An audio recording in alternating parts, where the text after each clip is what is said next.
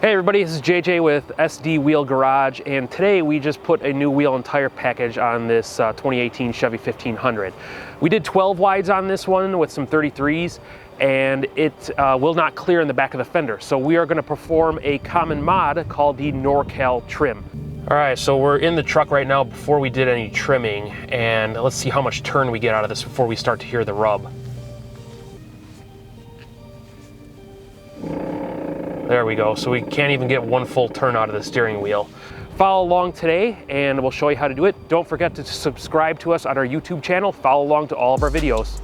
All right, we got the truck in the garage right now, and you don't need a lift to be able to do this. You can do this in your driveway or garage. Just make sure you properly jack the vehicle up from the axle or frame. We do need to remove the wheels from the vehicle, which we're gonna do right now. So remove your center caps, lug nuts, take the wheels off the vehicle, and then we'll get into it from there. All right, the customer already took off the little plastic cap here, so unfortunately we don't have it here for the video, but there'll be a couple screws in the front here and two plastic trim clips that will need to come out. You remove that plastic clip, and then we're going to come in here and take out all the fender liner bolts up to about the bottom of the upper fender lip. That is a Torx T15 bit that we're gonna use to take those out. Now let's move this inner fender liner back. You can use anything you have around to tie it back. We use metal ties here, and I usually just go to the coil spring and tie it back that way, just so we can get better access to where we're gonna be working.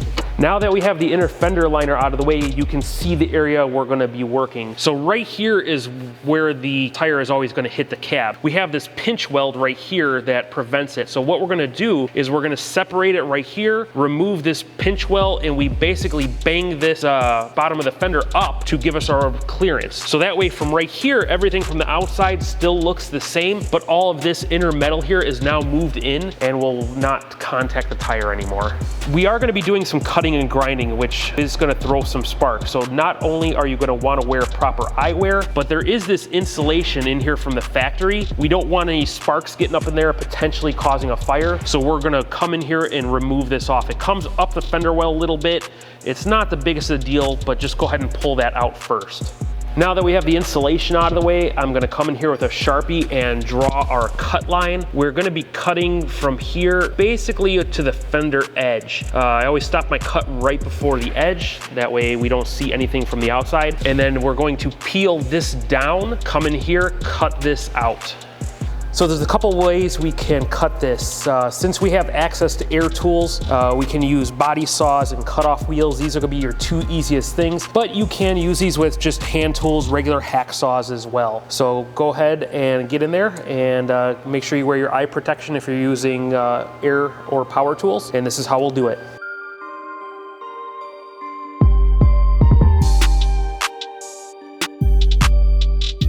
Come in here and bend the bottom of the fender down, and then you're gonna hammer back the metal fender liner to give you your clearance. On the pinch weld of the body, mark the bottom of it. We're gonna get rid of the whole vertical section here. Come in with a file or grinder and clean up all of your edges. After you are done with everything, paint any exposed metals. Go ahead and reaffix the bottom fender bolt. And then at that point, we're gonna hammer up the bottom of the fender slowly and gently.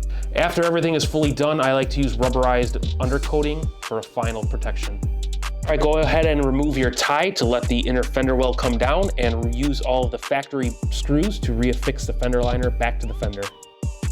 The one thing you will have to do is get a self-tapping sheet metal screw, and you will affix it through the bottom of the fender to hold the fender liner back so it does not touch the tire.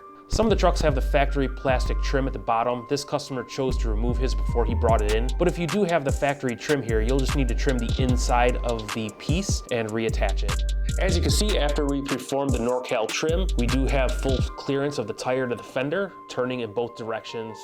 All right, now that we've finished our Norcal, we can get full turning radius out of this with no rub. All the way lock to lock. All right, that concludes our install. Make sure to subscribe to our YouTube channel, SD Wheel and SD Wheel Garage.